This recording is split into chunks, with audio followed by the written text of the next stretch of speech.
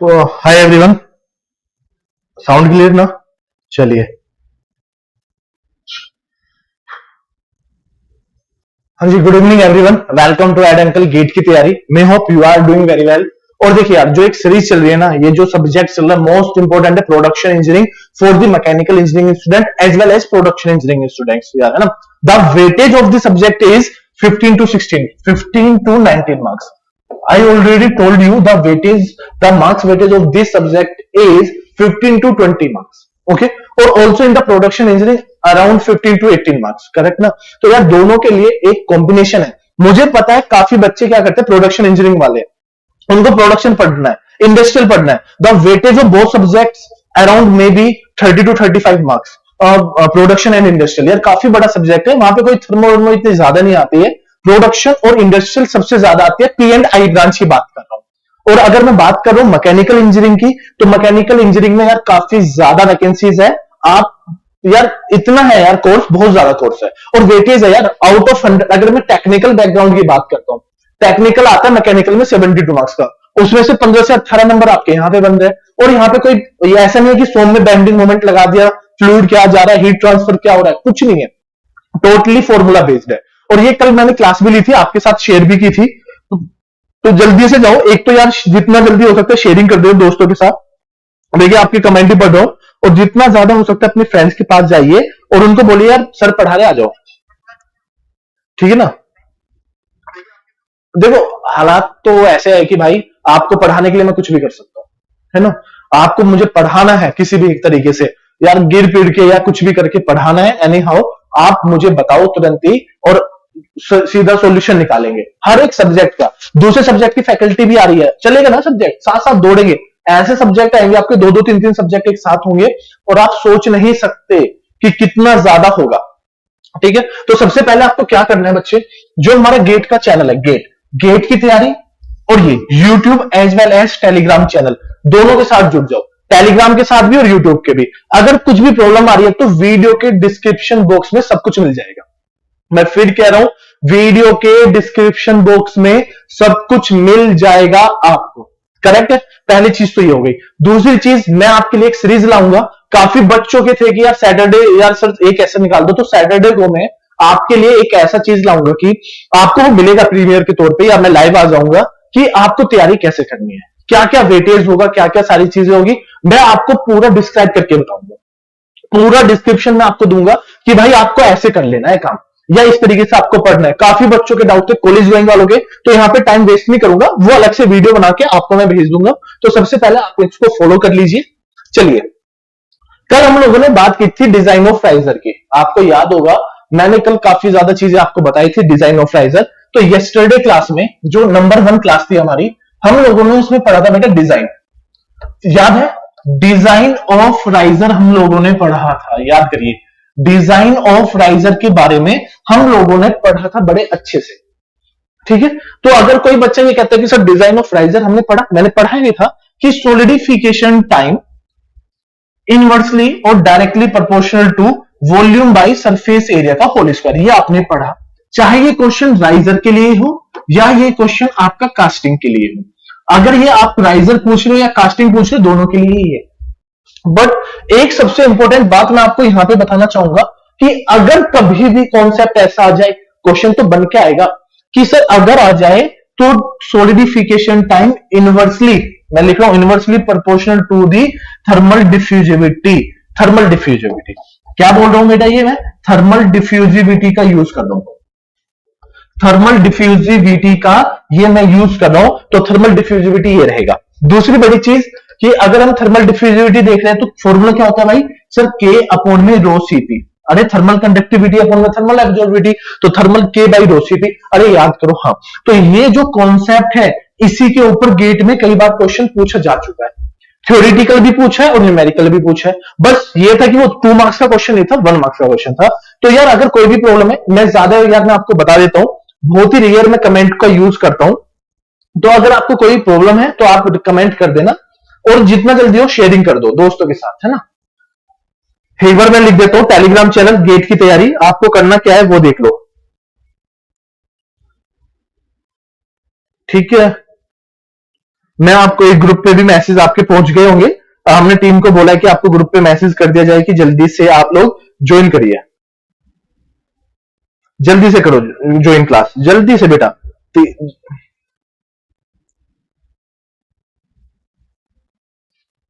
जल्दी से आपको भेज दिया, मैसेज से पहुंच गया होगा, ज्वाइन दी क्लास। तो जितना जल्दी हो सकता है ज्वाइन करो क्लास, और अपने दोस्तों को भी बता दो भाई क्लास चल रही है। और यार अगर आप ये सोचते हो कि यार सर इस तरीके से मजा आ जाएगा यार पढ़ने में, समझो करो यार जितना पढ़ा रहा हूं, ठीक है। तो ये एक कॉन्सेप्ट था थर्मल डिफ्यूजिविटी वाला, तो बच्चे को याद होना चाहिए, यहां पे भी आया था। तो पी एंड आई में भी आया और मैकेनिकल इंजीनियरिंग में भी आया। दूसरी चीज, surface area should be minimum, और ये काफी कॉन्सेप्ट मैंने आपको बताया भी है यार, और कल क्वेश्चंस भी लगवाए थे कि क्या है। तो एक क्वेश्चन मैं आपको देना चाहता हूं यहाँ पे, क्वेश्चन ये रहा आपका। मैं इस क्वेश्चन को, थोड़ा बड़ा हो गया, ये पीछे चला गया, तो क्वेश्चन को पढ़ो एक बार, देखिए क्या कहता है। क्वेश्चन को पढ़िए और फिर लगाइए, देखिए क्या कहते हैं। Equal amounts of liquid metal at the same temperature are poured into 3 molds made of steel, copper and aluminium। ठीक है, तो अगर कोई भी मुझे कहता है तो सर मैं यहां पे लिख देता हूं, चलो अगले पेज पे लिखेंगे। The shape of the cavity is the cylindrical with 15 mm diameter, 15 mm diameter के साथ काम चल रहे हैं। फिर इतना पढ़ लिया, ठीक है। The sequence of solidification in the mould from the fastest to slowest is thermal conductivity of steel, copper and. तो थर्मल स्टील इसकी बात कर रहे हैं, ठीक है। हम स्टील, कॉपर सब कुछ लिख लेंगे यहां पे, चलो यहां पे लिख देते हैं साइड में कि भाई ये स्टील है, ठीक है। इधर कॉपर लिख देते हैं और एल्यूमिनियम लिख देते हैं, दिखाई दे रहा होगा ना। तो यहां पे एक लिख देता हूं वर्ड के, डेंसिटी और सीपी, ये मैंने यहां पे लिख दिया इस तरीके से। तो कहते हैं the sequence solidification in the mould is the thermal conductivity of steel. Thermal conductivity of steel कितनी है जी? 60.5 है। कॉपर की कितनी है? 401 है। ये 237 है, 237। Specific heat of the steel, specific heat of the steel 434, copper की 385 है बेटा, और ये 903 है आपकी, इस तरीके से ना respectively. Density of the steel, steel की डेंसिटी कितनी? 7854। एल्यूमिनियम की, ये कॉपर कितनी है, और एल्यूमिनियम की लास्ट में 2700 दी गई है। कहता क्या है? Respectively densities of steel, copper and aluminium, ये इतना रेस्पेक्टिवली। पूछ क्या रहा है ये देखो, ये पूछ रहे हैं द सीक्वेंस ऑफ, यहां से पढ़ने स्टार्ट करिए, the sequence of solidification in the mould from the fastest to slowest, जो सबसे तेज होगा और जो सबसे लास्ट में होगा, ये कॉन्सेप्ट था। एक नंबर 2016 गेट, 2016 गेट का 1 मार्क्स का क्वेश्चन है। अब कोई बच्चे कहेगा सर मुझे तो आता है, अरे आता है तो सीख तो लो ना, यही डायरेक्टली क्वेश्चन एजेई में बन जाएगा जाके। मैं फिर रिपीट कर रहा हूं, ये सेम क्वेश्चन आपका एजेई में बन जाएगा। अगर ये एजेई में बन गया तो यार फिर इससे अच्छी बात क्या है? अरे बताओ, कमेंट में बताओ एक बार कि क्या चल रहा है। ठीक है, वेरी गुड वेरी गुड, ठीक है। तो अब ये देखो, अगर आपसे कभी ये भी पूछ ले कि भाई ये बता दो कि भाई ये कैसे बनेगा, बनना कैसे, तो भाई नेक्स्ट पेज को खोलो, प्रीवियसली आ जाओ, ऐड कर लो, ठीक है। तो क्या करना है आपको? सॉलिडिफिकेशन टाइम निकालना है सर। अगर मैं सॉलिडिफिकेशन टाइम निकालूं तो 1 बाई के, 1 बाई अल्फा, और 1 बाई अल्फा को क्या लिख सकता हूं? 1 बाई के बाई रो सी पी लिख सकता हूं। तो इसका मतलब मैं ऊपर क्या लिख देता हूं? रो सी पी बाई के लिख देता हूं, ठीक है। बस अब आपको क्या करना है, एक तरफ तो स्टील ले लो, जैसे जैसे लिखा, कॉपर ले लो और एल्यूमिनियम ले लो। अब यही जो कॉन्सेप्ट लिखा आपने, रो सीपी, स्टील के हिसाब से सोल्व कर लेंगे। तो स्टील का डेंसिटी सीपी और के, स्टील का डेंसिटी सीपी और के, स्टील का डेंसिटी 7854 मल्टीप्लाई बाई 434 है ना, और 434 डिवाइड बाई 60.5, 60.5। अब कॉपर के बारे में बात कर लेते हैं। 8933 8933 मल्टीप्लाई बाई 385 और डिवाइड बाई, अगर मैं बात करूं तो 401 हो जाएगा। और यहां पे बात करूं, इसका हो जाएगा नीचे 237, 2700 से मल्टीप्लाई बाई डेंसिटी और प्रीवियसली सीपी कितना हो जाएगा? 903 हो जाएगा। ये बन गया 903। बस अब आप इसको सोल्व कर लीजिए। अब आप अपना कैलसी उठाइए, मैं भी कैलसी उठा लेता हूं। तो अब एक एक वर्ड को सोल्व करते हैं प्लीज, है ना। Solve the questions 54 multiply by 434 divide by 60.5, तो ये बन के आ जाएगा 56341.09। करेक्ट। चलो नेक्स्ट कंडीशन क्या बन के आएगी, ये सोल्व करो। 8933 मल्टीप्लाई बाई 385 डिवाइड बाई 401, जैसे सोल्व करेंगे तो ये आएगा 8576.57 बन के आ जाएगा। Next condition 2700 divide by 903 divide by 237, अगर मैं इसको सोल्व करता हूं तो ये आ जाएगा 287.34 बन के कुछ ऐसे आ जाएगा।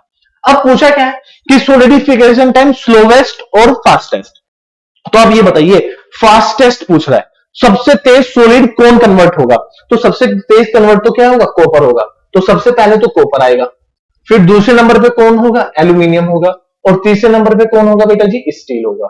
तो कॉपर, एल्यूमिनियम, स्टील, तो सबसे फास्टेस्ट। क्वेश्चन में देखो क्या पूछा हुआ है, अगर मैं प्रीवियसली जाऊं तो अगर क्वेश्चन में पूछा है कि beyond the mould from the fastest, तो फास्टेस्ट तो सबसे फास्टेस्ट देखो ये रहा, सबसे जल्दी, क्योंकि ये तो जल्दी, सबसे जल्दी क्या होगा, ये कूल होगा, ठंडा होगा, सॉलिडिफाई हो जाएगा। दिस प्रोसेस, ऐसे प्रोसेस को ही भाई बोला जाता है, आपको कि बड़े ध्यान से पढ़ना पड़ता है। तो कॉपर, एल्यूमिनियम, स्टील, और जैसे ये कॉन्सेप्ट आएगा तो आपका सी ऑप्शन करेक्ट हो जाएगा। देख लो कौन सा करेक्ट हो गया, आपका सी ऑप्शन करेक्ट हो गया। आपको इस तरीके से करना है। तो ऐसे अगर आप याद रख लोगे कि भाई पहले कॉपर होगा, एल्यूमिनियम, स्टील होगा, तो डायरेक्टली हो जाएगा। तो मेरा मुद्दा बात ये थी कहने की कि अगर आप इस कॉन्सेप्ट को पढ़ लोगे इतने वाले को, तो मैं तो ये कह रहा हूं कि नंबर आराम से बन जाएंगे। क्या बनेंगे आपके यहाँ पे, नंबर काफी इजीली बन जाएंगे। आपको यहाँ पे कोई प्रॉब्लम होने वाली ही नहीं है, किसी भी इस पे बनाना होने वाली है, ठीक है। तो आप बिल्कुल भी टेंशन मत लीजिए, ऐसे ऐसे कॉन्सेप्ट आपको देखते हुए मिल जाएंगे। करेक्ट ना। चलो अब देखो नेक्स्ट पेज पाओ, ये क्वेश्चन करते हैं एक बार। ये वाला क्वेश्चन भी बहुत इजी है और काफी बच्चों को डिफिकल्टी भी हुई थी इसको करने में, तो पहले इस वाले कॉन्सेप्ट को देख लेते हैं। प्रीवियस वाला हो गया, हाँ प्रीवियस वाला हो गया। ये बच्चे का डाउट था कि सर ये भी बताइए, तो पहले हर एक बच्चे इसको सोल्व करेगा। आपके पास 3 मिनट है करने के लिए, मैं आपको 3 मिनट दे रहा हूं करने के लिए, जल्दी से करिए इसको। हाँ अरे इतनी फास्ट अगर मैंने करा दी तो फिर काम ही क्या बचा आपका।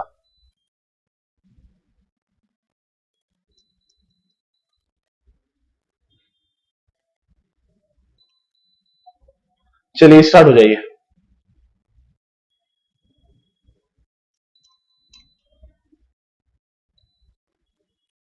चलिए अब ये 3 मिनट है आपके पास, ये क्वेश्चन को पढ़ लेते हैं कि grey cast iron blocks of size 100 mm, 50 और 10 mm with a central spherical cavity of diameter 4 mm are sand cast.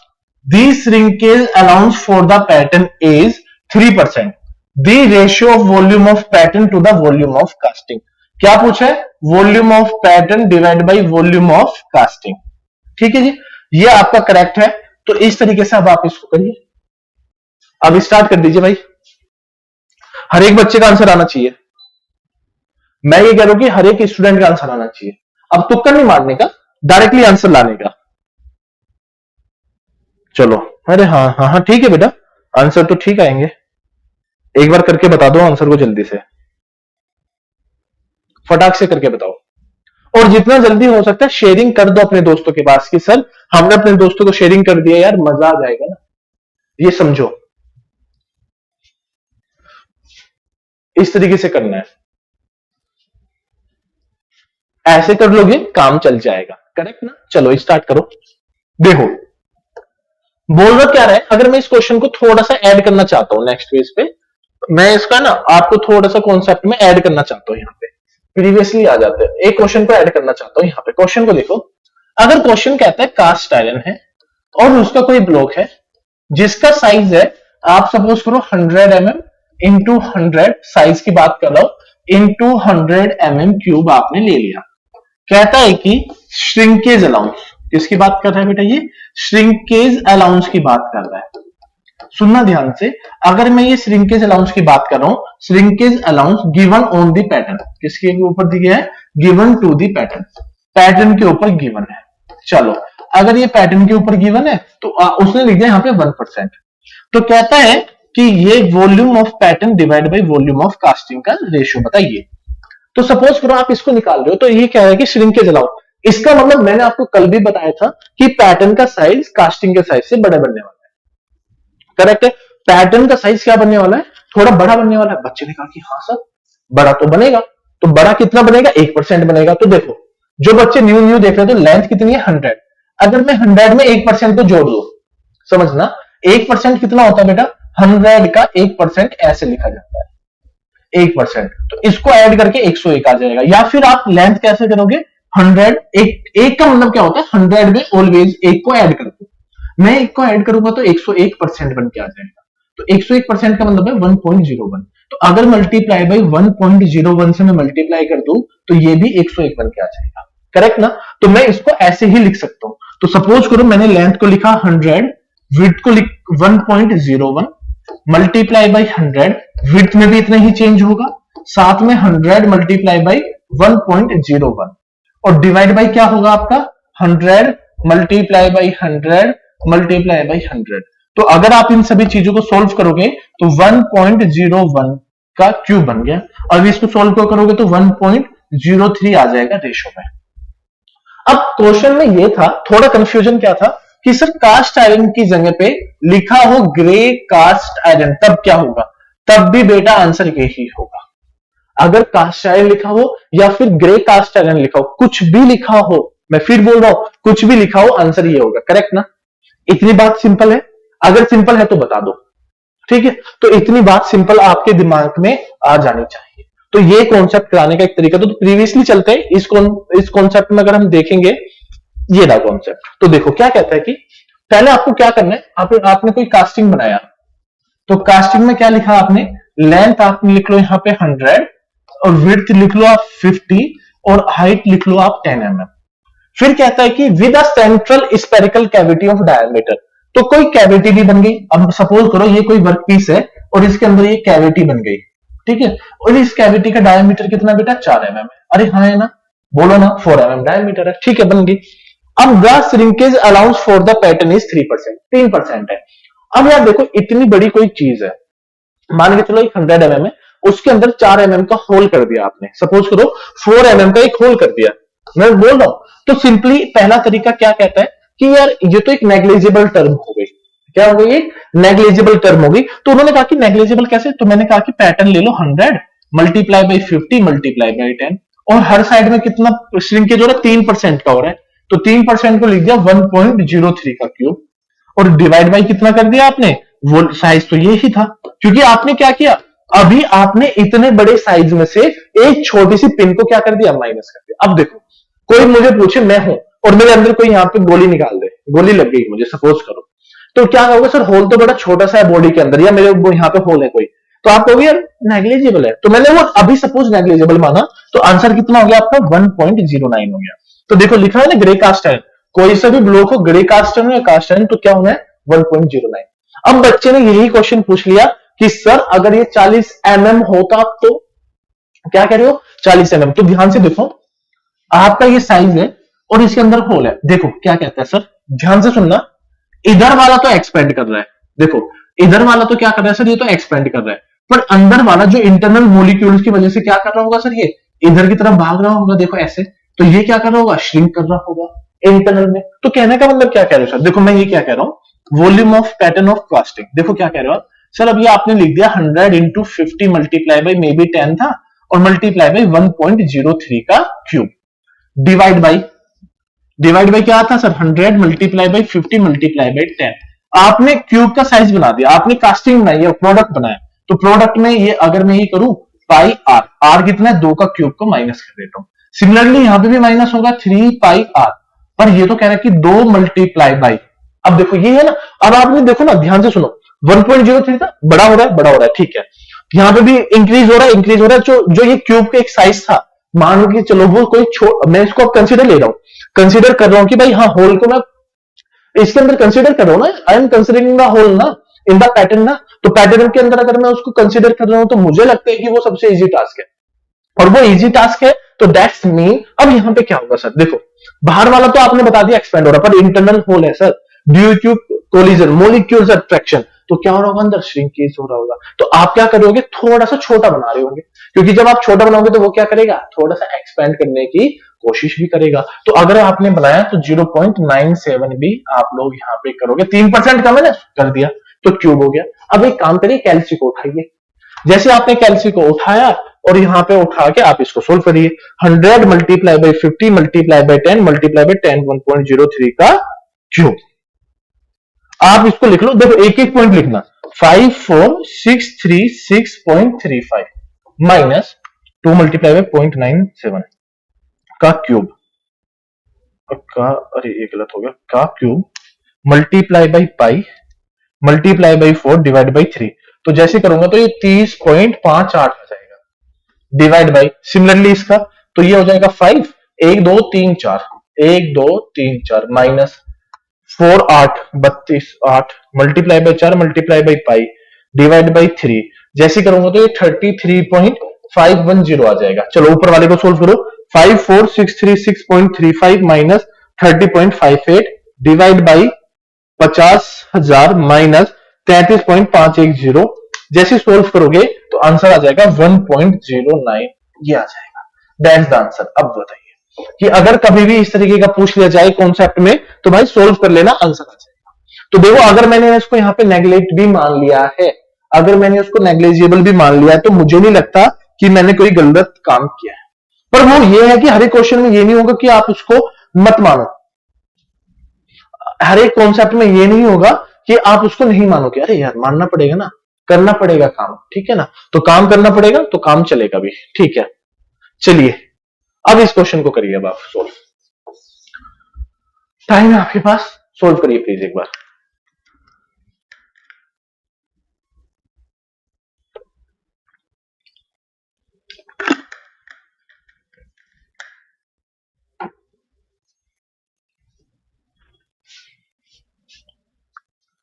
पढ़ के करना है, जल्दबाजी में नहीं, 2 मिनट ले लोगे सब।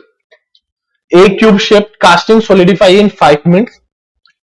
The solidification time in minute for a cube for the same material which is 8 times heavier than the original casting. तो मैं आपको दे रहा हूं 3 मिनट इसको करने के लिए, 3 मिनट के बाद मैं आपसे पूछूंगा इसका आंसर। 3 मिनट आपके पास, अभी स्टार्टिंग में 3 मिनट दे रहा हूं, फिर आगे और जल्दी जल्दी काम हो जाएगा। करिए सोल्व।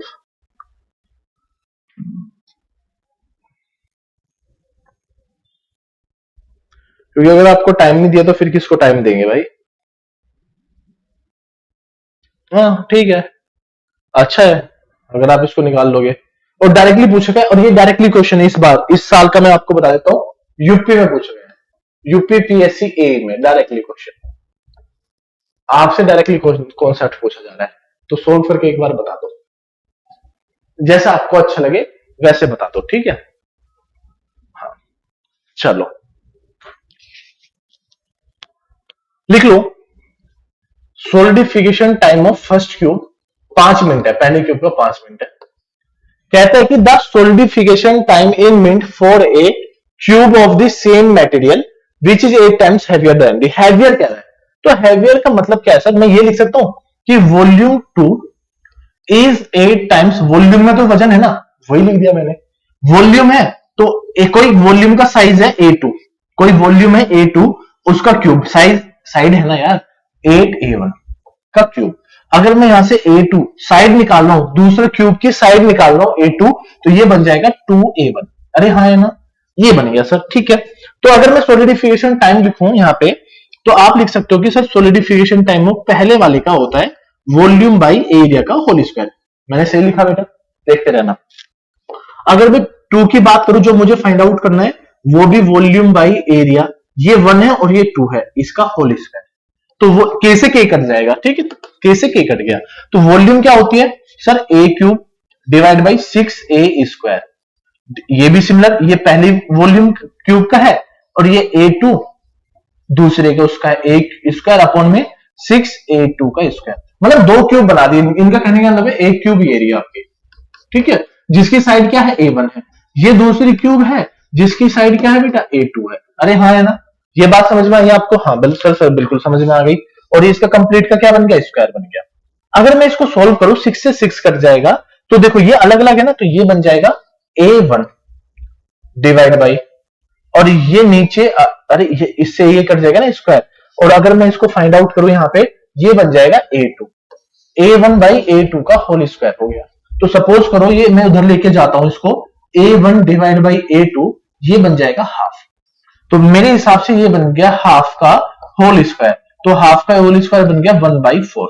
अरे हाँ है ना, तो 1/4 बन गया। तो पहले क्यूब का टाइम कितना है, 5 मिनट।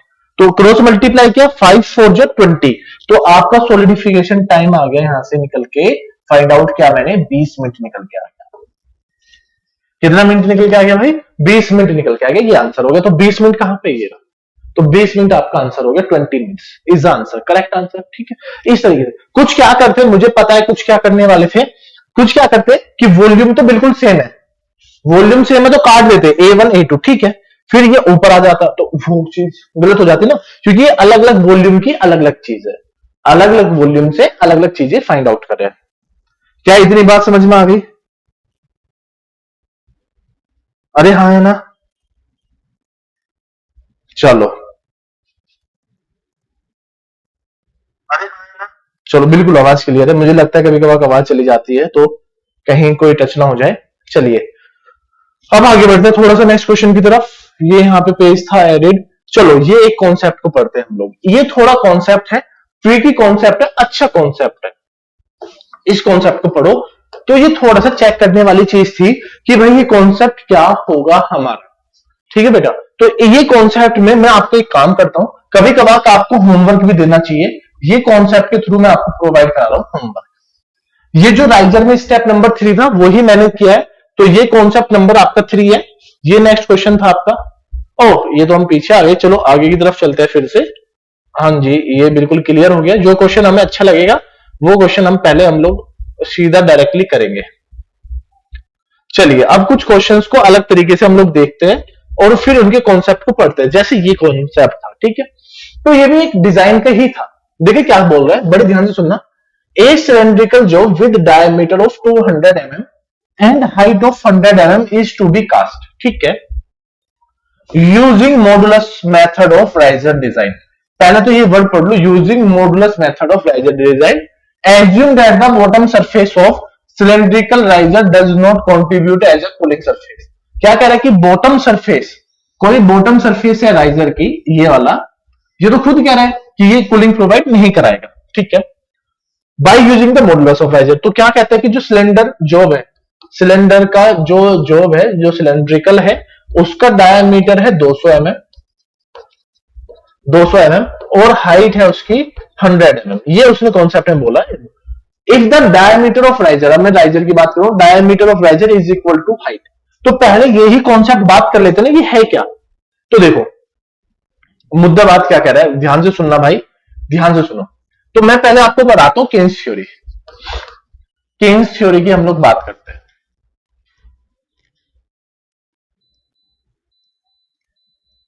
किसकी बात करते हैं बेटा, केन्स थ्योरी की बात करते हैं।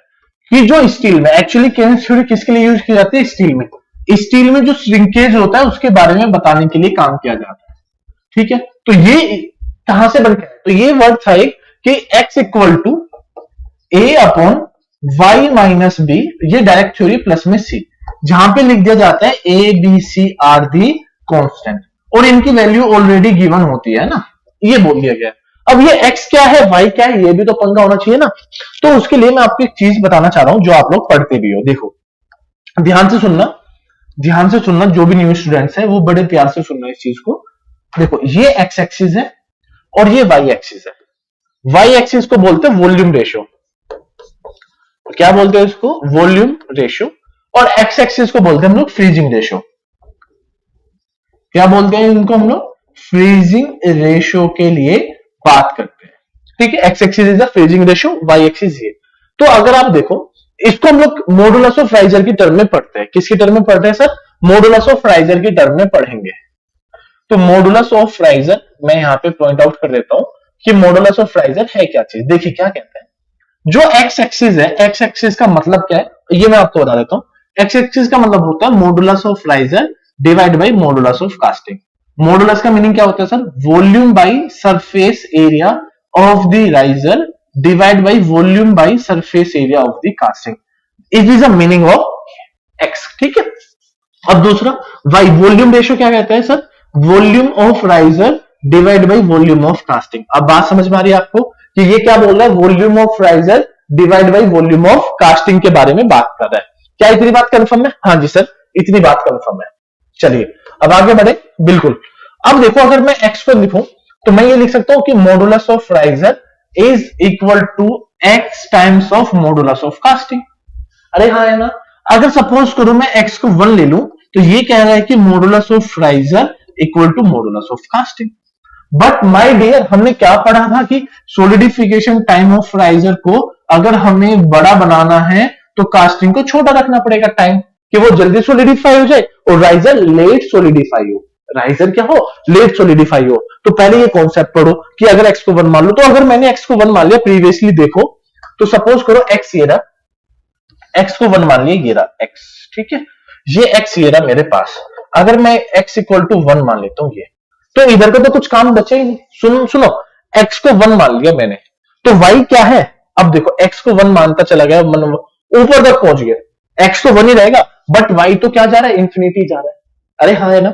अगर सपोज करो मैं वाई को 1 मान लू तो एक्स इंफिनिटी चला जाएगा। तो यार ये तो एक तरीके से कंडीशन बन गई। तो इसका मतलब क्या है सर, ये देखो यहां पे कि सर ये तो क्या करे कि एकदम से सडनली, सुनना ध्यान से, कि जैसे ही मैंने सोलिडिफाई किया, बड़े ध्यान से सुनना जो मैं आपको बताना चाह रहा हूं यहां पे, कि अगर मैं वाई की टर्म में देखूं कंडीशन को, वाई की टर्म में देखूं और अपना कैल्सी उठा के रखना प्लीज, कैल्सी जेब में हटाओ और लिखो। एक चीज मैं बताता हूं, देखो क्या कहता है, ये क्या कह रहा है कि जैसे ही मैंने लिक्विड को पोर्ड किया कास्टिंग के अंदर तो तुरंत सोलिडिफाई हो गया। क्या हो गया बेटा, तुरंत सोलिडिफाई हो गया। अगर वो तुरंत सोलिडिफाई हो गया, सपोज करो, आप खुद सोचो कि सर मैंने राइजर लगाया हुआ है, मैंने क्या किया, तुरंत उसको मैंने क्या किया, जैसे ही ड्रॉप किया, ड्रॉप करते क्या हो गया, सोलिडिफाई हो गया। क्या सोलिडिफाई हो गया सर, अगर कास्टिंग में अगर मैं पोर्ड कर रहा हूं, इंस्टेंट टाइम की बात कर रहा हूं, कि इंस्टेंट टाइम क्या होगा कि जैसे ही मैंने उसको कवर अप किया, मैंने लिक्विड था ये रहा, और मैंने इसको पकड़ा और लेडल के हेल्प से इसको पोर्ड करना स्टार्ट किया। जैसे ही मैंने पोर्ड करना स्टार्ट किया तो वो इंस्टेंट टाइम इंस्टेंटेनियसली किसमें कन्वर्ट हो गया, सॉलिड में कन्वर्ट हो गया। अरे फिलअप भी नहीं हुआ कंप्लीटली, सॉलिड में कन्वर्ट हो गया। ऐसी कंडीशन में क्या है सर, कि अगर ये यहां पे कंडीशन आ जाए इस टाइप की कि भाई राइजर इक्वल टू है, तो यार श्रिंकेज कौन प्रोवाइड करा रहा है, फिर श्रिंकेज प्रोवाइड कराना तो सबसे बड़ा डिफिकल्ट काम है। कौन एक्स्ट्रा मटेरियल प्रोवाइड कराएगा, कौन श्रिंकेज को कंपनसेट करेगा। तो ऐसे कंपनसेशन में तो अगर आप देखो, इसका मतलब हमें यहां पे क्या करना पड़ेगा बेटा, फैक्टर ऑफ सेफ्टी लेना पड़ेगा। फैक्टर ऑफ सेफ्टी मतलब एक्स की वैल्यू लेनी पड़ेगी 20%, ये अभी फिक्स है, that's mean 1.2 times factor of safety. कि आप कहना क्या चाह रहे हो सर, मैं ये कह रहा हूं कि modulus of riser is equal to 1.2 times of modulus of casting. ये कहना चाह रहा है, modulus of riser equal to 1.2 times of modulus of casting. इसका मीनिंग क्या कह रहे हो सर, देखो कि अगर कभी भी मैं यहां पे कोई पॉइंट रखूंगा, देखो ये वाई है, ये 1 है, इंफिनिटी जा रहा होगा, ये इस तरफ जा रहा होगा, तो पॉइंट कहां पे ऐसे, तो धीरे धीरे कुछ पॉइंट यहां पे कन्वर्ट होते हुए चले जाएंगे ऐसे। तो अगर मैं इन सभी पॉइंटों को आपस में मैच कराता हूं ऐसे की तरफ, देखो तो ये क्या बन गया सर, ये ग्राफ बनाता है रेक्टेंगुलर हाइपरबोला। ग्राफ क्या कहलाता है बेटा, ये रेक्टेंगुलर हाइपरबोला ग्राफ है। कौन सा ग्राफ, रेक्टेंगुलर हाइपरबोला। तो अगर मैं इस तरफ जाता हूं और इस तरफ अगर मैं कोई कास्टिंग को देखता हूं तो इसको बोला जाता है साउंड कास्टिंग। साउंड कास्टिंग बोल लीजिए, या फिर आप इसको बोल सकते हो गुड कास्टिंग। सिमिलरली इस तरफ मैं आ रहा हूं तो ये क्या हो जाएगी आपकी डिफेक्टिव कास्टिंग। ये क्या हो जाएगी आपकी डिफेक्टिव कास्टिंग। तो ये मैंने क्या किया, 1 पे रखा, 1.0, 1 पे रखा, 0.234, 1.01, 1.02, 1.03, 4, 5 पे ऐसे करता रहा कन्वर्ट, तो ये जाके यहां पे मिल गया। तो मैं ये कह सकता हूं इधर तो आपको मिलेगी डिफेक्टिव कास्टिंग, इधर मिलेगी गुड कास्टिंग। तो ये जो पूरे का पूरा सिस्टम है वो हमें यही बता रहा है मॉडुलस ऑफ राइजर, कि हमें इस पे काम करना पड़ेगा ही पड़ेगा। तो आप यहां पे भी वर्ड रख सकते हो कि अगर ये 0 हो जाए तो ये n हो जाएगा, तो y तुरंत क्या हो जाएगा, इंफिनिटी हो जाएगा। कब, जब आपने x की वैल्यू को क्या रखा 1। तो इंस्टेंट टाइम याद रखना, ये जो मैं फाइंड आउट कर रहा हूं ये इंस्टेंट टाइम पे फाइंड आउट कर रहा हूं। तो सिमिलरली आप ये सभी एक एक पॉइंट को निकालते जाओगे आगे, तो एक एक पॉइंट में क्या मिलता रहेगा आपको, ये कंडीशन मिल जाएगी। तो यहीं से ही कंडीशन बन गई कि मॉडुलस ऑफ राइजर, देखो ये लिखा हो ना, modulus of riser 1.2 times of modulus of casting. तो हमारी थ्योरी यही कहती है कि solidification riser should be greater then solidification time of casting. आपका अपना आप काम बन जाएगा। अरे कोई प्रॉब्लम यहां तक की, अगर कोई डाउट है तो आप मुझे कमेंट कर दीजिए, डायरेक्टली काम चल जाएगा। अरे बढ़िया तरीके से काम चलेगा। मैं तो ये सिंपल सा कह रहा हूं कि ऐसा काम चलेगा कि आप देख ही नहीं सकते हो। ठीक है, चलो अब आगे बढ़ते हैं सर। तो इतनी बात कंफर्म हुई, तो अलग अलग वैल्यूज को रखेंगे। कभी हमने यहाँ पे निकाला x की वैल्यू 1.2, तो यहाँ पे अलग वैल्यू आ जाएगी 3, 4, 5। तो ये देखते देखते हमें ये कुछ ग्राफ मिल जाएगा। ठीक है जी, तो इसी ग्राफ को आगे बढ़ाते देखो क्या कहता है कि सर अगर आपने ये ऐसा बताया तो यार फिर क्वेश्चंस भी कराओगे आप। मैंने कहा कि हाँ, देखो ये बोला हुआ है।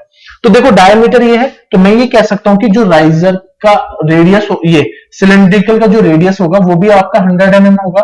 तो that's mean radius equal to height हो गया, और दोनों किसके mm हो गए बेटा, 100 mm के आसपास हो गए। ये किसकी बात कर रहा हूं मैं, ये सिलेंड्रिकल वर्कपीस की बात कर रहा हूं। I am talking about the cylindrical workpiece. ठीक है, तो ये मैं किसकी बात कर रहा हूं भाई, सिलेंड्रिकल वर्कपीस के बारे में बात कर रहा हूं। ये सभी चीजें आपको ध्यान में रखनी है, ए टू जी आपको यहां पे हो गया। तो सर देखो, तो ये क्या कह रहा है sir, modulus of riser is equal to 1.2 times of modulus of casting. अरे हाँ है ना। अब आप इसको खुद सोल्व करिए, आगे क्या कहता है। ठीक है, तो आपको याद रखना, अगर मॉडुलस राइजर डिजाइन में पूछे मॉडुलस मेथड ऑफ राइजर, तो आप तुरंत डायरेक्टली यहां पे कूदोगे और यहीं पे आपको आंसर बताओगे। चलिए सोल्व करिए। आपके पास देता हूं 3 मिनट इसको सोल्व करने के, जल्दी से जाइए और सोल्व करिए फटाफट। काफी बच्चों के अलग अलग आंसर आएंगे। करिए सोल्व बच्चे, इस कॉन्सेप्ट को करिए जल्दी से फटाफट। आपके पास है 2-3 मिनट दे रहा हूं मैं आपको करने के लिए, और जो बच्चे लाइव बाद में देखेंगे वो स्पीड बढ़ा के आगे बढ़ जाना। करेक्ट ना, स्पीड को देखना और आगे की तरफ निकल जाना। कि अगर कोई आपको लगता है कि सर थोड़ा सा यहाँ पे आप लोग रुके 1-2 मिनट के लिए, तो मैं इसलिए ही रुक रहा हूं ताकि आपका काम चल जाए, पढ़ लिए जाए आप लोग। ठीक, चलो बिल्कुल ठीक है।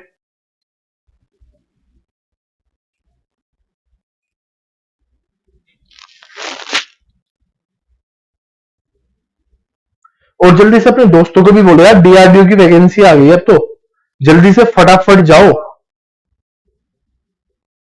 जल्दी से फटाफट जाओ और बोलो कि भाई वैकेंसीज आ गई है हद से ज्यादा। फटाफट जाओ और दिखाओ अपने दोस्तों को।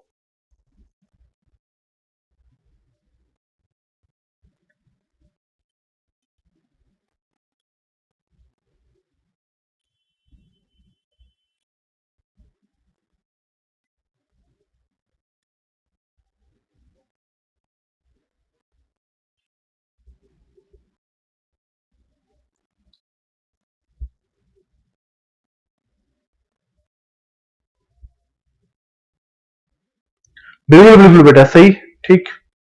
चलो हो जाओ, स्टार्ट हो जाओ फटाफट। लाइव चल रहा है ना, तो लाइव देखो ना फिर। आप लोग टाइम ये मत क्या करो यार, भाग के आया करो और क्लास को ज्वाइन कर लो फटाफट। और अपने दोस्तों को भी बताओ यार क्लास चल रही है यार, तुम लोग अगर इधर उधर घूमोगे तो फिर कैसे काम चलेगा भाई, पढ़ना पड़ता है ना। चलो सर अब ये कैसे होगा ये बताओ, पहले मुद्दे वाली बात पे आ जाते हैं। देखो ये कास्टिंग है, सिलेंडर है, तो आपको क्या करना है भाई, आपको कुछ नहीं करना, आपको एक पेज ऐड करना है। तो मैं आपको बता देता हूं मॉडुलस ऑफ राइजर निकालने का, वो कास्टिंग का तो वॉल्यूम बाई एरिया ही होता है ना। तो वॉल्यूम क्या होती है, पाई आर स्क्वायर एच। अरे हाँ है ना, डिवाइड बाई, अरे सिर्फ कास्टिंग के जो डिजाइन करते हैं वो राइजर का करते हैं, कास्टिंग का नहीं। तो 2 pi r into r plus है सरफेस एरिया। अरे हाँ है ना, तो ये बनेगा सरफेस एरिया। और अब ये आपने देखा है, तो मैं इससे पाई से पाई को काट देता हूं, आर से इसको कट कर देता हूं, तो आर इक्वल टू एच, तो ये कितना था 100 multiply by 100 divide by 2 multiply by 100 plus 100 200, तो ये बन गया 200। सोल्व कर लो, यहां से यहां कट गया, ये कट गया, 2 दूनी 4, 4 से ये कट गया, 25 आ गया। तो मॉडुलस ऑफ राइज कास्टिंग तो आ गया 25। ठीक है, अब बात करता है राइजर की। तो मॉडुलस ऑफ राइजर में देखो क्या कह रहा है, सुनना बड़े ध्यान से। इसने क्या बोला है कि the bottom surface of cylindrical riser does not contribute as a cooling surface. तो देखो मैंने ऑलरेडी कट कर दिया, अगर ये मैंने कट कर दिया भाई, इसका मतलब क्या कह रहा है ये कि sir pi R square H या इसको pi by 4 D square H में भी लिख सकते हो कि प्रीवियसली, क्यों, क्योंकि ये कह रहा है कि diameter equal to height, diameter equal to height है, ठीक है। चलो वो भी बाद में चेंज करते हैं, डिवाइड बाई, तो ये हो जाएगा पाई आर स्क्वायर और प्लस में 2 पाई आर एच बन जाएगा, ठीक है। ये बात सर, एक पाई आर स्क्वायर कहां से लगा? अरे भाई अगर मैं इसको ऐड कर देता हूं लो पाई आर स्क्वायर को, पर यू नो वेरी वेल कि bottom surface does not contribute as a cooling surface, है ना, तो वो कोई कूलिंग सरफेस प्रोवाइड नहीं करा रहा है, तो इसको डायमीटर की टर्म में कन्वर्ट कर लो, pi by 4 D square multiply by h किसके इक्वल है? डी के, डिवाइड बाई पाई बाई इसका pi by 4 D square plus में 2 पाई आर, तो मल्टीप्लाई बाई डी बाई 2 और ये मल्टीप्लाई बाई डी हो जाएगा, ये तो कैंसिल आउट हो गया, तो भाई ये ऊपर वाला बच गया पाई by 4 D cube divide by pi by 4 D square और प्लस में पाई डी स्क्वायर। अब ये पाई डी हो गया, तो अब देखो, तो अगर मैं 4 यहां पे लिख दूं तो बेटा जी हो जाएगा पाई by 4 D cube divide by, तो ये देखो इधर से 4 और 1 5, 5 पाई डी स्क्वायर डिवाइड बाई 4, तो अगर आप इसको सोल्व करो तो पाई बाई 4 से pi by 4 cancel out, d pi ये कैंसिल आउट, तो आपके पास बच गया डी बाई 5। कितना बच गया भाई साहब? डी बाई 5, देख लो वो बच गया डी बाई 5, तो अगर ये डी बाई 5 है तो यहां से आ जाएगा D by 5 equal to 1.2 times, और एमसी कितना है भाई? 25, इससे 30 पंजे 150, तो डायमीटर आ जाएगा 150 mm, और जिसका भी 150 mm आ रहा है इज द करेक्ट आंसर। ये बन गया आपका सॉल्यूशन। अब देख लीजिए आपका, अरे हाँ है ना, ऐसे सोचना पड़ रहा है, तो देख लो भाई, अगर मैं इस पे देखूं तो देखो ये निकाला, अब इस एक कहेगा सर काटा क्यों नहीं? अरे यही तो लिखा है, इसका मतलब भी तो यही होता है, pi plus pi R square plus में 2 पाई आर एच, यही तो चीज लिख के दी है आपको, और अगर मैंने ये चीज लिख के दी है तो आपको डरने वाली कोई भी बात नहीं है, 1% भी डरने वाली बात नहीं है। समझ में आ गए आप लोग? तो ऐसे ऐसे कॉन्सेप्ट को इस तरीके से काम किया जाता है। ओके बिल्कुल। तो अब इधर देख लो, इधर भी किया तो सोल्व किया, डी की टर्म में लेके आ गए, और लास्ट में क्या बच गया? D by 5। तो मैं हो भाई ऐसी ओपनिंग होनी है कि अरे शायद कुछ नहीं कर पाएंगे, अरे कुछ नहीं क्यों नहीं करोगे, मैं हूं ना साथ में, प्रोडक्ट इनकी चीज की टेंशन लेने की जरूरत नहीं है। चलो नेक्स्ट क्वेश्चन पे आ जाते हैं, पढ़ो और क्वेश्चन को सोल्व करो, 2-3 मिनट देता हूं आपको करने के लिए। देखो क्या लिखा है क्वेश्चन में, देख लो, a cast product of particular material has dimension 75 multiply by 125, आपके कमेंट आते हैं तो क्वेश्चन लिखा हुआ है and 20 mm, the total solidification time for the cast product find to be 2 minutes, कितना मिनट है बेटा?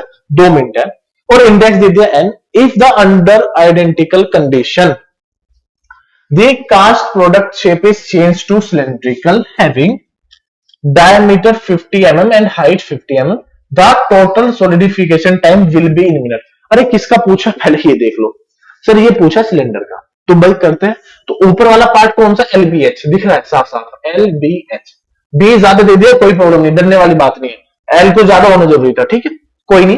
तो मैं इसका कौन सा ये स्लैब पे निकाल देते हैं हम लोग, तो सर कितना कह रहे हैं? 75 multiply by 125 multiply by 20 divide by Q into 75 LBH into 125 plus में एक 125 मल्टीप्लाई बाई 20, ये कैसे लिखा गया? मल्टीप्लाई बाई 20 और प्लस में 20 मल्टीप्लाई बाई 75 का होल स्क्वायर, और इसका तो सेकंड कितना मिनट है? 2 मिनट है, ठीक है। अब किसका निकालना है? सर सिलेंडर का निकालना है, तो सिलेंडर का निकाल लेते हैं।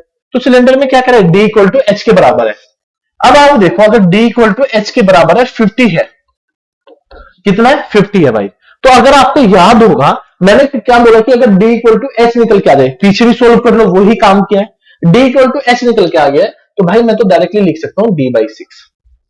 क्या लिख सकता हूं? D/6। अब कुछ के मन में आएगा सर कैसे लिख दिया जो न्यू, अरे सुन लो ना, बता रहा हूं ना कैसे लिख दिया। देखो D/6 कैसे, अरे भाई सॉरी, ये क्या होता है sir? Pi R square H, और D इक्वल टू एच है, तो D का मतलब क्या होता है? 2r equal to height. अरे हाँ है ना, अगर ये 2 इक्वल टू आर हो गया तो अपॉन में बस वही तो कंडीशन आ गई, तो पाई आर स्क्वायर प्लस में पाई आर स्क्वायर और प्लस में 2 पाई आर एच। तो आप पुटअप करोगे तो ये निकल के आएगा रेडियस बाई 3, और रेडियस बाई 3 को लिखते हैं D/6, बस हो गया काम। तो ये इधर लिख देता हूं डिवाइड बाई D/6 का होल स्क्वायर, और D की वैल्यू कितनी है भाई? अगर आपसे पूछे D कितना है तो D को देख लो, D कितना है? D क्वेश्चन में ऑलरेडी गिवन है 50 mm, बस पुटअप कर दो, अब सोल्व कर लो, ये वैल्यू उठा के यहां पे लेके आ जाओ, बस हो गया, 2 नंबर मिल गए फ्री फंड के। ये तो कॉन्सेप्ट है और क्या है। बस ये स्क्वायर लगाना अगर आप भूल गए तो क्वेश्चन तो आपके हाथों से गया। तो चलो स्क्वायर के साथ साथ आगे भी बढ़ो। स्क्वायर में अब इसको सोल्व कर लो, एक बार थोड़ा सा टाइम लगेगा सोल्व करने में बस, और उसके बाद कुछ नहीं। 75 मल्टीप्लाई बाई 125 मल्टीप्लाई बाई 20, ये आ गया यहाँ पे। मैं इसको यहाँ पे रब कर देता हूँ थोड़ा सा, और इस रब करने के बाद मैं इस कंडीशन को यहाँ पे लिख देता हूँ, है ना। 18,7,500 divide by 20 multiply by 75 plus में 125 मल्टीप्लाई बाई 20 प्लस में 75 मल्टीप्लाई बाई 125 और मल्टीप्लाई बाई 2, तो ये हो गया आपका 26,750, है ना। मल्टीप्लाई बाई ये 50 की ऊपर 6 की मल्टीप्लाई बाई, नीचे 50 की मल्टीप्लाई बाई, और ये कंप्लीटली बन गया स्क्वायर। और इसको उठाएंगे नीचे ले जाएंगे 2 मिनट के, ठीक है। तो 18,750 750 500 है ना, हाँ 500 multiply by 6 divide by 50 divide by 267500 square कर दिया तो 7.07, तो 2 डिवाइड बाई 7.07 और डिवाइड बाई 10 की पावर 3, 10 की पावर -3, तो 28 पॉइंट, गलत तो नहीं हो गया नीचे, ये इस तरफ लेके चले जाते हैं। चलो 2 मल्टी अरे 18,750 मल्टीप्लाई बाई 6, ये ऊपर आ जाएगा 26,7,500 मल्टीप्लाई बाई 50, 26, ये सही लिखा ना, बस एक चीज देख लेना, है ना। डिवाइड बाई 6 डिवाइड बाई 18,7,500 और इसका कर दिया स्क्वायर। अरे क्या मिस्टेक हो रही है क्या कुछ, एक मिनट एक बार चेक कर लेना। 75 मल्टीप्लाई बाई 125 मल्टीप्लाई बाई 20, 18,7,500, ये कितना 50 mm है ना डायमीटर, और ये 5, ठीक है। डी बाई 6 इतना है, मल्टीप्लाई, अच्छा ठीक है 18,7,500, तो ये 75 मल्टीप्लाई बाई 125 प्लस में 75 मल्टीप्लाई बाई 125 प्लस में 125 मल्टीप्लाई बाई 20 प्लस में 20 मल्टीप्लाई बाई 75 और मल्टीप्लाई बाई 2 कर दिया, तो 26,750 500 लिखा गया है, ये आ जाएगा 2, ये अब ठीक है। और ये 50 की मल्टीप्लाई यहां और ऊपर 6 की मल्टीप्लाई बाई, तो 18,7,500, तो अब सोल्व करते हैं। तो 2 मल्टीप्लाई बाई 6,7,5,0 मल्टीप्लाई बाई, ऐसा करते हैं ना, 2,6,7,5,0 मल्टीप्लाई बाई 50 हो जाएगा, डिवाइड बाई 6 हो जाएगा, डिवाइड बाई 18,7,500 हो जाएगा, और इसका कर देंगे स्क्वायर और मल्टीप्लाई बाई 2 करके, तो सोलिडिफिकेशन टाइम आ जाएगा सोल्व करके 2.82 मिनट आ जाएगा, ये आ गया भाई। तो 2.82 मिनट आ जाएगा सोल्व करके, और किसका, ये सिलेंडर का, बस आंसर सोल्व हो गया। तो 2.28 आ गया, दैट्स द आंसर। चलिए नेक्स्ट कॉन्सेप्ट पर आइए, ये चीज है, ये कर लीजिए। अब एक ये भी कॉन्सेप्ट है आपका, एक नया क्वेश्चन है आपकी स्क्रीन पे, इसको भी सोल्व करो जल्दी से फटाफट। अगर इतना सोल्व कर दोगे काम बन जाएगा। तो अपने दोस्तों को भी बोलो भाई जल्दी से आए और एक बार बस जुड़ जाए हमारे साथ। ये पक्की बात है कि उनको कोई प्रॉब्लम नहीं होने वाली लाइफ में, ठीक है ना। तो हमारी और भी क्लासेस चलने वाली है अभी, जिसमें काफी फैकल्टीज आएंगी और हम लोग काम चलाएंगे, ठीक है ना। काम चलाएंगे मतलब आप लोगों के लिए फैकल्टीज बुला रहे हैं भाई, FM सोम प्रोडक्शन मैं करा रहा हूं, थर्मल, सबके अलग अलग फैकल्टीज है। चलो, the sand casting process has a mould constant of 2 second पर एमएम। ओ मोल्ड कांस्टेंट दे दिया, ओके। अब यूनिट देखो किसकी वैल्यू दे दी बेटा, वो के की वैल्यू दे दी, के की वैल्यू दे दी उन्होंने 2 सेकंड पर एमएम स्क्वायर बोला था। And the solidification exponent n, n की वैल्यू दे दी 2। If the solidification time is to be doubled, okay, solidification time को 2 गुना कर दिया है, for a given unit volume of a material the corresponding reduction in the cast surface area in percentage. ये वाली बात कह रहा है, इन परसेंटेज में ये वाली बात आपको कह रहा है। अब आप इसको सोच समझ के लिखोगे, जल्दबाजी बिल्कुल भी मत करना, सोच समझ के लिखना, जल्दबाजी बिल्कुल भी मत करना। करो सर, इसको जल्दी से फटाफट करो।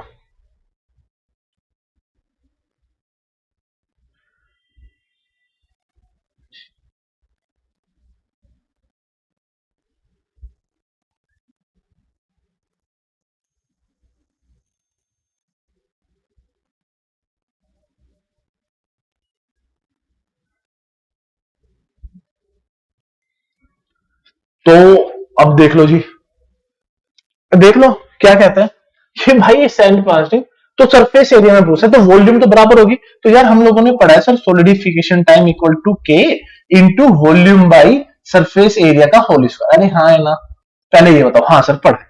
तो ये तो, अब ये TS1 लिख दो। अब देखो क्या कहता है कि if the solidification time is double, तो 2TS1 हो जाएगा, 2 टाइम्स है ना, equal to k into volume by area का होल स्क्वायर। तो ये पहले 1 के लिए और ये 2 के लिए। अरे हाँ है ना, बिल्कुल सर। तो ये आपने लिखा, तो यूनिट वॉल्यूम गिवन है, तो देखो के से के तो कैंसिल आउट हो गया। तो मैं इसको क्या लिख सकता हूं कि सर सोलिडिफिकेशन टाइम, इससे ये कट गया, तो भाई ये बचा ही क्या, बचा कुछ नहीं है कि सर हाफ इक्वल टू 1, ये तो वॉल्यूम से वॉल्यूम कट गया, तो A2 ऊपर आ गया, तो A2 डिवाइड बाई A1। अगर मैं इसको निकालू तो इधर आके, तो स्क्वायर का इधर आके अंडर रूट बन जाएगा, तो ये कंडीशन बन के आ गई। अगर आप इसको सोल्व करोगे A2 बाई A1 को, 1/√2, 1/2 और अंडर रूट लगा दो, तो 0.7071 equal to A2 by A1 हो जाएगा। अरे होगा कि नहीं होगा? आप पूछ क्या रहा है, परसेंटेज रिडक्शन इन एरिया। तो अगर आप ये देखो, परसेंटेज रिडक्शन इन एरिया पूछ रहा है, तो A2 माइनस A1, और किसके रिस्पेक्ट में, A1 के रिस्पेक्ट में पूछ रहा है, मल्टीप्लाई बाई 100। तो A2 बाई A1, तो मैं लिख देता हूं यहाँ पे A2 बाई A1 माइनस 1, और मल्टीप्लाई बाई कितना बेटा, 100। तो A2 बाई A1 कितना निकल के आया जी, सर ये निकल के आया 0.7071 माइनस 1 मल्टीप्लाई बाई 100। अगर मैं यहां से -1 कर देता हूं, तो आंसर आ जाएगा -29.28%। तो रिडक्शन पूछ रहा है, तो ये माइनस साइन क्या बता रहा है, मैग्नीट्यूड। तो दैट मीन आंसर हो जाएगा 29.28% का रिडक्शन हो जाएगा, इज द आंसर। बस ये सभी चीजें थी यार कॉन्सेप्ट में, बस ऐसे तो फाइंड आउट करते हैं। और फाइंड आउट करने ही क्या है भाई, कोई नई चीज नहीं है यहाँ पे कि कोई ऐसी नई चीज है, तो अगर मैं ये चीजें निकालूं तो कुछ बात बने, करेक्ट ना। तो सोच समझ के करना पड़ता है सारी चीजें। चलो, जो ये रहा, ये कॉन्सेप्ट था किन थ्योरी का, किन मेथड है ना। तो आपका ये कॉन्सेप्ट था, आपका ये ESC मेंस में आया हुआ कॉन्सेप्ट है, बोला ना ESC मेंस में। तो थोड़ा टाइम लगेगा, इसको आप सोल्व कर सकते हो। ESC मेंस का कॉन्सेप्ट है, आप देख लीजिए कैसे करना है।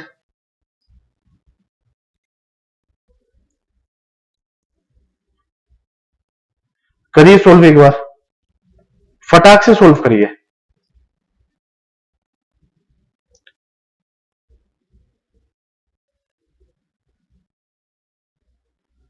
बताओ भाई क्या करेंगे, अगर आप लोग इसको सोल्व नहीं करोगे तो फिर कैसे काम चलेगा भाई, बता दो एक बार सोल्व करके, फटाक से बताओ। अब जो आपको पढ़ा है वही सारी चीजें है बेटा जी। चलो अगर मैं इसको करूं, ये आप करना, देखो कुछ नहीं कह रहा है जी, ये क्या कह रहा है यहाँ पे, x equal to Y A upon में y माइनस बी और प्लस में c, ये क्या है। अब यही कॉन्सेप्ट को आपको रखना है और घर पे जाके सोल्व कर देना एक बार। तो ये कॉन्सेप्ट भी आप लोग क्या करिए, होमवर्क के तौर पे ले लीजिए। ये नहीं तो कल करेंगे, होमवर्क ले लो अभी। तो होमवर्क के हिसाब से इसको करना। ये मैं एक दो क्वेश्चन, आपको मेरी आदत है, ये हैबिट्स है कि मैं बच्चों को एक दो क्वेश्चन जरूर देता हूं, ताकि वो जाके थोड़ा सा टाइम इन पे लगाए और आराम से इजिली इनको कर ले। चलो ये कुछ कॉन्सेप्ट है, ये अगली उसके है ये थोड़े से। इसके अलावा दूसरी चीजें हम लोग देखते हैं ताकि हमें क्वेश्चन मिल जाए। ये भी दूसरा पार्ट है, ये कर सकते हैं हम कॉन्सेप्ट को, ठीक है, वो कल देखेंगे। वो जो सीरीज चल रही है उसके हिसाब से चलते रहेंगे। इस कॉन्सेप्ट को करो, अभी 2-3 मिनट है आपके पास, इसको जल्दी से सोल्व करिए, फटाक से, फटाक से सोल्व करो भाई।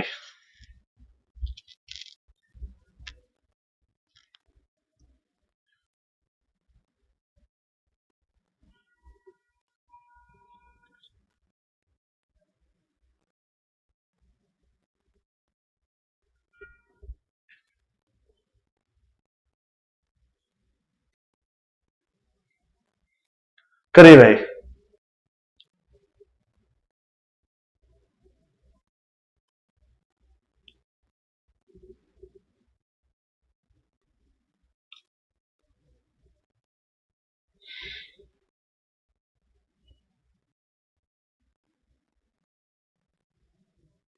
चलिए सोल्व करो बेटा। हाँ आपकी कमेंट से बना।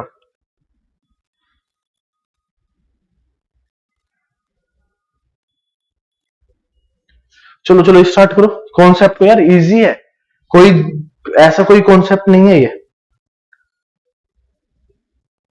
आपके पास ही शेयरिंग करता हूं ये सारी चीजें कि भाई यहाँ पे शेयर हो जाए और आप लोग इनको पढ़ो। लो साइड में हो गया हूं मैं, थोड़ा इस तरफ साइड में आ जाता हूं। कॉन्सेप्ट को पढ़िए। For a sand casting, for a sand casting, for a sand casting rectangular plate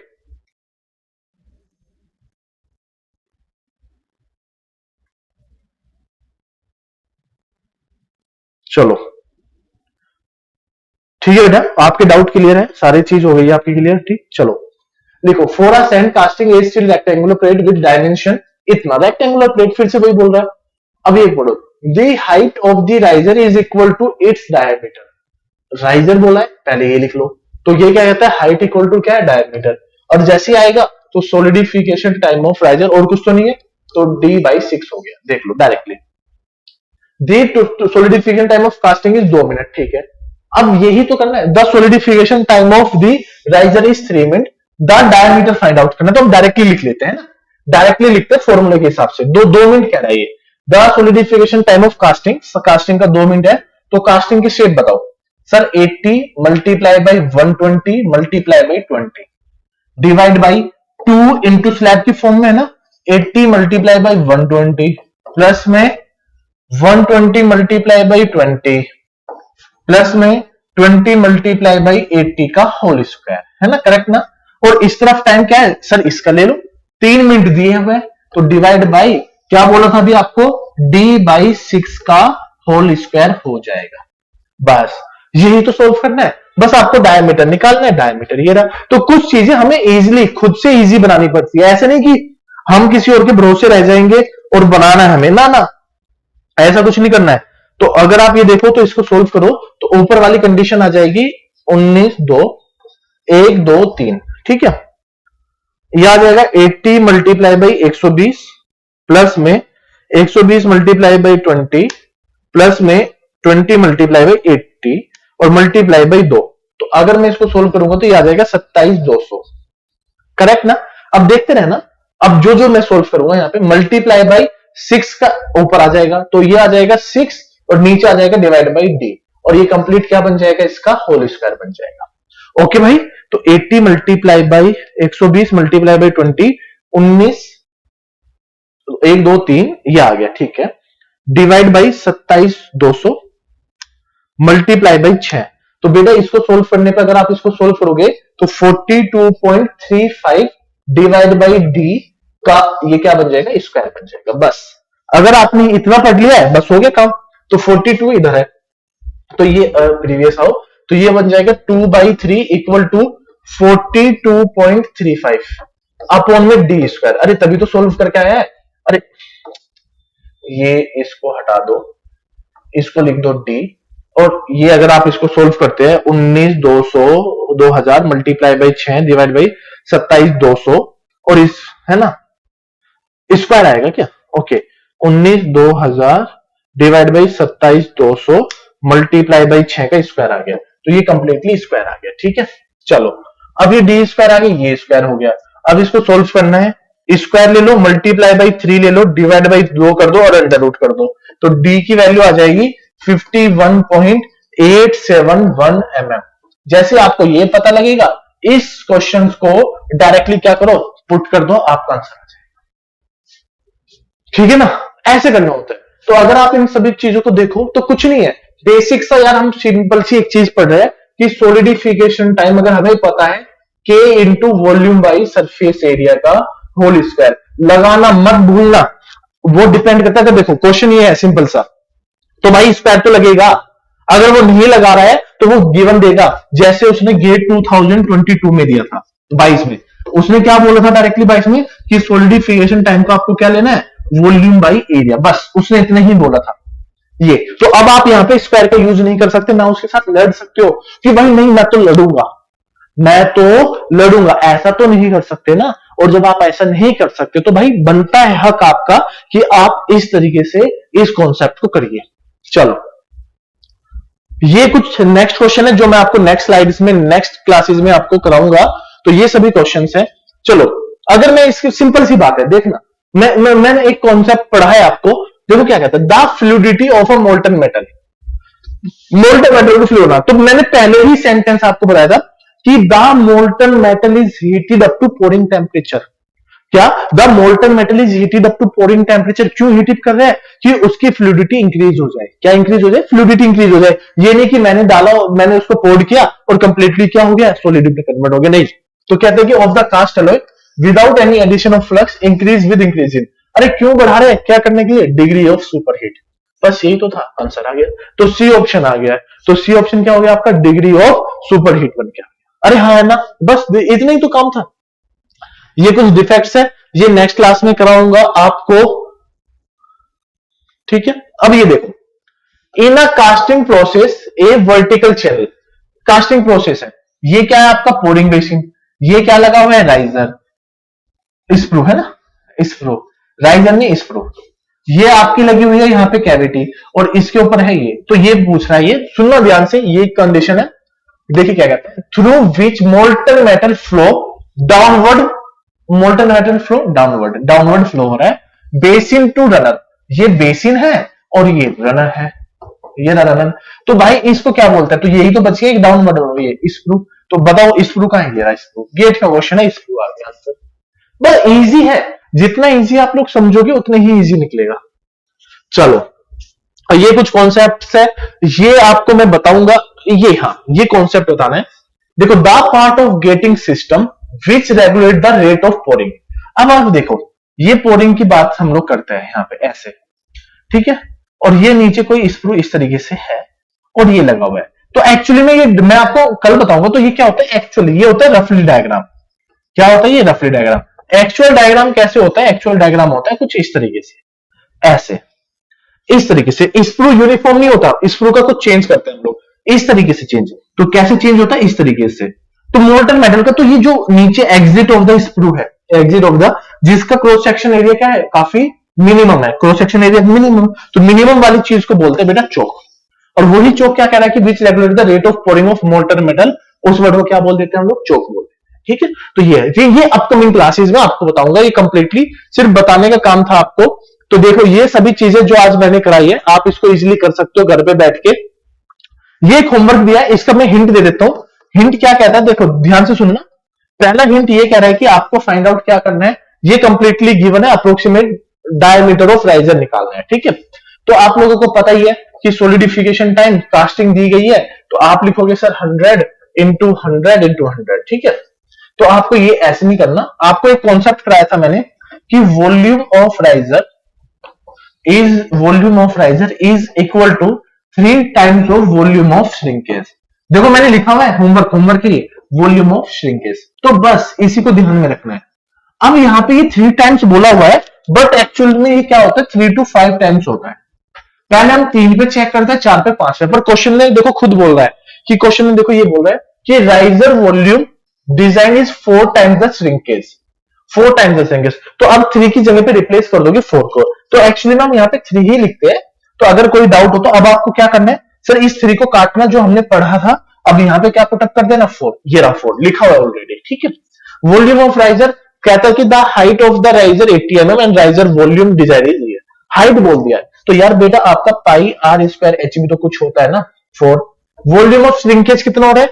2.6%, 2.6। तो ये इतना बोला, multiply by volume of liquid shrinkage. ये कॉन्सेप्ट क्या कह रहा है आपका? लिक्विड श्रिंकेज के बारे में बात कर रहा है।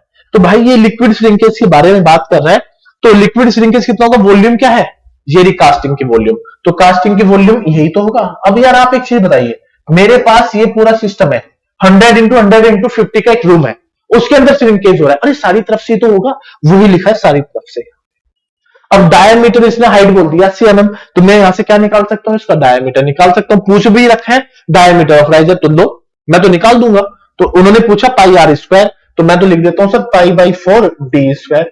और एच की वैल्यू दी गई है 80, इक्वल टू 4 टाइम्स निकालना है। तो 4 टाइम्स अगर हमें फाइंड आउट करना है तो 100 into 50 multiply by 2.6 multiply by 4 और डिवाइड बाई, अगर मैं इसको 100 कर दूं तो बेटा ये आ जाएगा निकल के 52, इतना निकल के आ जाएगा। अब यहां से डी निकाल लेते हैं, डिवाइड बाई 80 मल्टीप्लाई बाई 4 और मल्टीप्लाई बाई 4 डिवाइड बाई पाई और डी का अंडर रूट करेंगे तो डी की जो वैल्यू है बेटा वो आ जाएगी 28.76। ये बन के आ गया एम। क्या ये करेक्ट है और राइट है ये आप मुझे बताओगे। इट इज करेक्ट और नॉट करेक्ट या फिर रॉन्ग। ये आंसर करेक्ट है रॉन्ग है। अब देखो क्यों, ये एक इकलौता क्वेश्चन था। ये इकलौता क्वेश्चन क्या कह रहा था, देखो ये क्या कहता है कि सुनना ध्यान से कि अगर मैं देखूं तो आंसर तो ये आ रहा है, बट नहीं सर हमें एक चीज चेक करनी थी कि solidification time of riser should be greater then solidification time of casting. अब ये अगर आप हिसाब से रखोगे, अगर इतना हिसाब से रखोगे तो मैं ये गारंटी से कह सकता हूं कि आपका ये आंसर नहीं हो सकता, ये भी नहीं हो सकता। या तो आंसर ये होगा या फिर देखते क्या होगा। तो यही कॉन्सेप्ट है, ये करेक्ट है कि रॉन्ग है, इसके ऊपर आप मुझे कमेंट करो, आप मुझे कमेंट करके बताइए कि ये गलत दिया कि नहीं। तो आपको ये चेक करना है। अब ये चेक करेंगे तो अभी आपने राइजर बोला तो मैं इसको लिख सकता हूं सर कॉन्सेप्ट में, देखो क्या बोलते हैं द हाइट ऑफ राइजर। ये तो भाई मैं तो ये लिख देता हूं डायरेक्टली कि जो अगर राइजर है तो पाई आर स्क्वायर एच और एरिया भी कुछ होगा। तो एरिया क्या होगा भाई, यही बोल रहा है, वॉल्यूम बोल रहा है, हाइट बोल रहा है, तो ठीक है एरिया रख दो कि सर क्या 2 pi r into r plus h should be greater than l b h divide by 2 into l b plus में बी एच प्लस में एच एल। ये पुटअप करो, अगर ये कंडीशन बड़ी आ गई तो ठीक है। अगर ये डी यहां पे पुटअप करोगे दैट मींस रेडियस को पुटअप करोगे 14 पॉइंट समथिंग। अरे डायमीटर ही तो निकाला है, रेडियस थोड़ी निकाली है, तो पुटअप करोगे तो अगर ये बन गया तो ठीक है, अदरवाइज नहीं बना तो आप लोग मुझे ये कमेंट करके बताओ कि ये जो आंसर दिया है वो आपका बिल्कुल करेक्ट है और नॉट है। तो ये सभी चीजें आपके पास अरे हाँ है ना, बताओ कुछ। अरे ठीक है, तो आज की क्लास फिर यहीं पे करते हैं ओवर। आप पढ़ के आइए और इतनी सारी चीजें मैंने बताई है। अगर कोई भी डाउट है आप लोग हमें यहाँ पे कांटेक्ट कर सकते हो, इन सभी चीजों पे कांटेक्ट कर लो। इसके अलावा गेट, देखो ये गेट लिखा है ना टेलीग्राम चैनल, अरे ज्वाइन कर लो, पूरी अपडेट यही मिलती है। इसके अलावा जो हमारा ये जो आप वीडियो देख रहे हो इसका डिस्क्रिप्शन बॉक्स ओपन कर लेना। डिस्क्रिप्शन बॉक्स ओपन करोगे तो गेट की तैयारी और ये सभी लिंक वीडियो के लिंक के साथ टेलीग्राम चैनल आपको मिल जाएगा। इसके अलावा अगर आप एईजी की प्रिपरेशन कर रहे हो तो इन सभी प्रिपरेशन पे आप लोग क्या काम करोगे इसको लिख लेना, ये हो जाएगा ठीक है। इसके साथ साथ सरकारी नौकरी भी है हमारे पास जहां पे आपको नॉन टेक्निकल, मैं फिर बोल रहा हूं, जहां पे आपको हम लोग पढ़ाते हैं नॉन टेक्निकल के बारे में। तो नॉन टेक्निकल के बारे में आपने आना जिसमें सब कुछ नॉन टेक्निकल होता है। तो बेटा आज की क्लास यहीं पे ओवर करता हूं, तो आप लोग मिलते रहिए 5 PM और फिर मैं सैटरडे से आपके लिए कुछ न्यू सेशंस ला रहा हूं जो आपके न्यू सेशंस होंगे जो आपके जितने भी डाउट्स होते हैं। मुझे लगता है कि डाउट्स को क्लास के अंदर मैं रिजोल्व नहीं कर पाता क्योंकि मैं सिर्फ पढ़ाने पे ज्यादा ध्यान देता हूं। तो जो भी डाउट्स होंगे तो डाउट्स वैसे भी क्लियर कराता हूं जो स्टूडेंट के जेन्युइन डाउट्स होता है, या जो भी डाउट्स होंगे उनकी लाइफ के, तो मैं सोच रहा हूं कि सैटरडे से उनके लिए एक सेशन या संडे से या अपकमिंग सैटरडे जो आएगा नेक्स्ट टू नेक्स्ट सैटरडे, तब से मैं आपके लिए एक सेशन लाऊं। मैं प्लान कर रहा हूं अच्छे से कि ताकि आपकी स्टडी और इजी हो जाए और आप इजिली आगे बढ़ सके। तो बेटा आज की क्लास यहीं पे करते हैं। तो चैनल को लाइक करना, शेयर करना और सब्सक्राइब करना ना भूले और वीडियोस को भेज दीजिए यार दोस्तों के पास। जो अगर आप खुद नहीं पढ़ रहे हो तो दोस्तों को फॉरवर्ड कर दो कि भाई प्रोडक्शन पढ़ ले, 15 से 18 नंबर का आ जाएगा। अगर कोई कॉलेज गोइंग स्टूडेंट है तो कॉलेज गोइंग स्टूडेंट को भेज दीजिए कि भाई लो जी आप पढ़िए और उनको बताइए यार एड अंकल पे क्लासेस चल रही है, आपकी प्रॉपर क्लासेस है और ऑनलाइन ऑफलाइन दोनों क्लासेस है, आप आइए ज्वाइन करिए पढ़िए। चलिए बेटा आज की क्लास मैं आज आपसे यहीं पे अलविदा लेता हूं। थैंक यू सो मच, पढ़ते रहिए बढ़ते रहिए। Thank you so much.